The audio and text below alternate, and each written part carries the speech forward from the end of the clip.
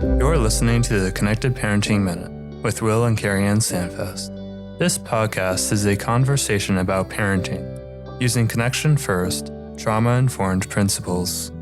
Because when you lead with connection, everyone feels seen, which is the foundation to a more peaceful home. This podcast reminds you that you don't have to be a perfect parent, but we can all get a little better, one connected parenting minute at a time. Hello, and welcome back to the Connected Parenting Minute. My name is Will Standfest, and with me is CarrieAnn Standfest. So good to be back with you again tonight, honey. Yeah, it's been a little bit since we recorded. I think, was it 2 weeks? Yeah, it's been 2 weeks, so it's good to be back behind the microphone and do it again. Yeah, we've been a little busy with work. I've been traveling a lot for work lately. So with that, I've been, taking care of the house and kids. Solo with 8 kids. No big deal, right? It's all good. Well, it's a good thing I married Superwoman, so the house doesn't burn down while I'm gone. I don't even know what to say. You say, I love you too, babe. That works. So tonight on the podcast, I wanted to talk about this concept of getting a diagnosis for our children.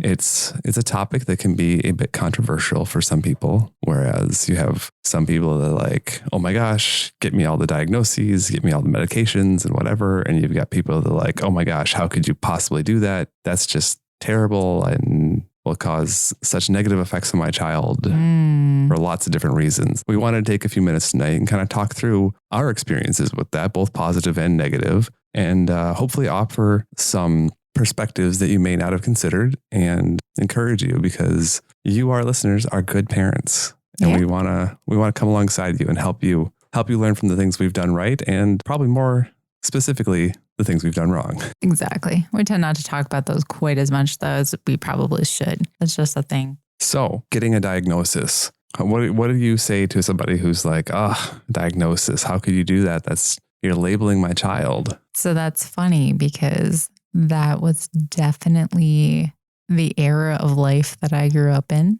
as a kid. Mm-hmm. I have some really good friends that talk about, maybe that concept that diagnosing their kids with something would be putting a label on them. But I think that it is definitely not necessarily the case. And I think in our experience, we have gotten diagnoses for our kids, and it's been super helpful. It's been eye-opening, really, because it's not about, in our perspective, getting a diagnosis for our child is not about creating a label or a limitation or saying that they can't do something. It's about understanding how their brain operates differently than, say, a neurotypical child's brain does. Mm-hmm. For us, it was very helpful and informative understanding. We've got a child who's been diagnosed with ADHD. We've got a child that's been diagnosed with FASD and, PTSD from trauma and a few other things. And so we've had experiences going through this with doctors, kind of back and forth and all that. No, it's true. And some of them, I was kind of surprised at how hard we had to kind of almost fight to get those diagnoses.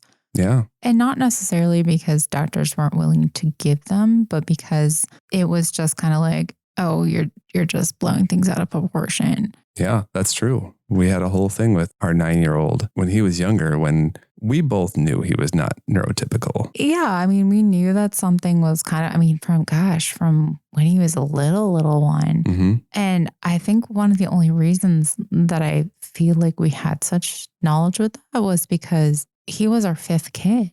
Mm-hmm. So at that point, we're like, this isn't our first time around the block. Mm-hmm. So there's something going on here that we don't completely understand. And we want to look at that and try to kind of get to the bottom of it. I remember when he went to public school for his first year of kindergarten. Mm-hmm. And when we were in the preschool meet the teacher night or whatever like that, we kind of pulled the teacher aside and the gal who ended up being his special education teacher. Mm-hmm. And we're like, hey, look, he's got some stuff going on. Mm-hmm. He's going to need a little extra help, some extra supports in the classroom. Can we make a plan of what's going to be best for him, what's going to help him succeed here? Mm-hmm. Do you remember the response we got? I do. It was, well, we'll have to wait and see what happens. We're going to have to observe him ourselves. If we created a special plan for every parent that came in and said that, all these kids would have special plans. Yeah. Yeah. maybe they would, because that would be awful. But yeah, and then sure enough, a couple months into the year, they're like, yeah, your son needs some support. It's like, really? Please tell me more about that. Right. You don't say. So there's a metaphor I heard, kind of a description that talks about this idea of getting a diagnosis for your child that was super helpful for me. Mm-hmm. I don't remember who told it to me first, so credit due to whoever came up with this originally. But when you picture one of our children who has a mental health diagnosis or mental health issue or mental health struggle, that is a legitimate limitation. Like their brain functions chemically differently than a neurotypical brain does. And that causes certain limitations. It has certain benefits too. And that's something we'll talk about here in a little bit. And when you picture some of the things we say to people with mental health struggles of, well, you just need to try harder. Oh, it's just in your mind. All these other things we say, because a lot of us don't understand it legitimately. It's not normally done out of malice. It's done out of a lack of understanding. Well, and because our kids that struggle with certain things don't even understand it themselves. Oh, yeah, that's true. And that's a really good point. It's not like they're saying, I'm wrestling with this. Like, this is really hard for me, because they don't realize that. They just, you see what you get. Yeah. And our brain normalizes things. Exactly. Right? Because I don't know anything else than what happens in my own brain. So I don't know that the way I think is different than the way you think. Right? And especially for our children that don't have the emotional or intellectual vocabulary to be able to express that. Exactly. Right? But getting back to the metaphor, a diagnosis that's a legitimate chemical difference in the brain can be a handicap in certain situations. Right? And we would never say to a child in an actual physical wheelchair, oh, you just need to try harder. This is all in your mind. This is all made up. All these things we say to people with mental health struggles, because you can see it. You can see their physical handicap. Right. And in certain situations, that mental health struggle is a handicap. It's like an invisible wheelchair. Yeah. We need to legitimize and understand that that's a real thing, that there are legitimate, real issues. For example, for our child who has an FASD diagnosis, there's memory issues that are typically associated with that. And so what that typically looks like is something happened, she did something or somebody else did something, and we ask the famous question that you should never ask your child with FASD, what happened or why? Why did you do that? And the response typically is, I don't know. Oh, that's not my favorite. Yeah, it can be super triggering. It can be really frustrating. I don't know what happened. It's hard not to say, yes, you do. You were there. Exactly. It was 30 seconds ago. Exactly. It's all the things. We get really spun up. Going back to the fact that an FASD diagnosis is a legitimate chemical and physiological difference inside of her brain. We have to understand that memory issues are a part of that. Her brain literally remembers things differently. And so that I don't know, it's probably pretty legitimate. There are times when it's a reaction. It's just the first thing that comes out of her mouth.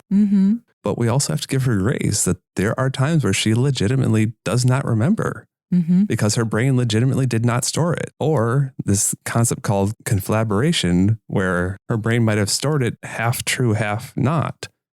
Like she can legitimately talk herself into believing that it happened a completely different way than anybody else in that situation remembers. But that's how her brain works. Right. And so we have to come up with strategies and things that can help with that to avoid those situations. Like not asking why so much. And it's amazing when you don't want to say that, how often it comes out of your mouth.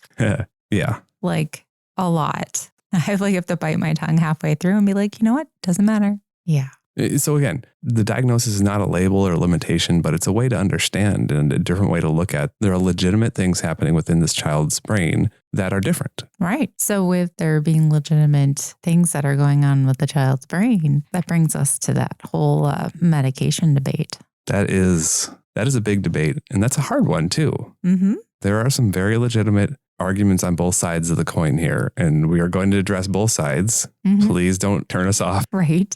I really want to talk about this because we've had both ends of the experiences with medication. Right. So we'll start with our 9-year-old. Okay. So he, like we said, was diagnosed pretty early on, I would say almost before school age, with ADHD.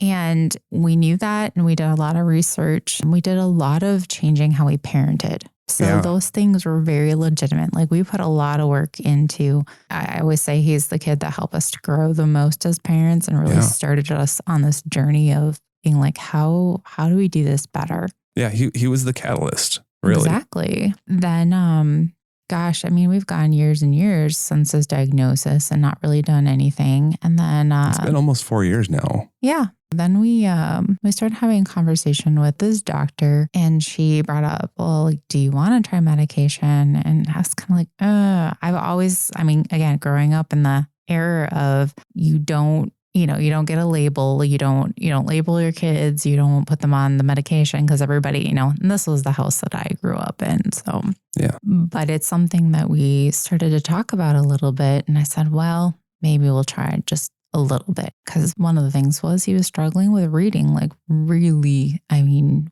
we homeschool and it was like pulling teeth to get him to sit and focus to try. And it was just like banging my head against the wall. Mm-hmm. So we tried a few things really, really low dose. And, for him, they didn't work. They didn't do anything, but they also like gave him like stomach aches and some of them definitely had side effects. It wasn't until, I don't know, maybe after he initially started, then we took a break, and it was maybe like 6 or 8 months later when I was talking to another friend and she mentioned some medication that their kid was taking. And we said, I wonder. And so we talked to his doctor about it, and she's like, well, yeah, we could try that. And so, because again, we had tried a few medications, we had taken a break, we had tried another one, taken a break. We're kind of at the point again, we're like, he needs something else. And seeing him struggle and him realize he was struggling was really hard. Yeah. He'd be like, I just do this and I don't want to.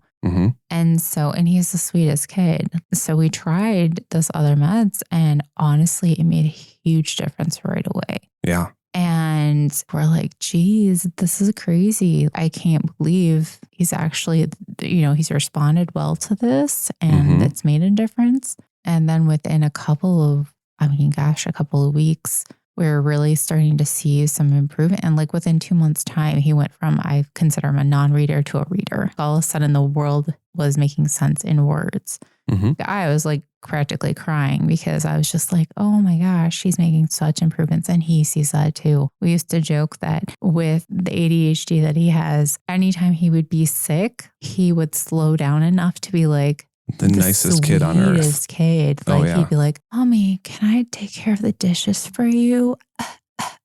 I know you've had a long day, Mommy, right? And I just want to help out around the house. And I'm like, I love you so much, kid. I'm like, can you be mildly sick all the time? Which is awful. I mean, like, this is terrible to say as a parent, but it just made that much, it just slowed him down enough that for him, that was something that was really good. So that was one end of the spectrum for meds. Do you want to tell about the other?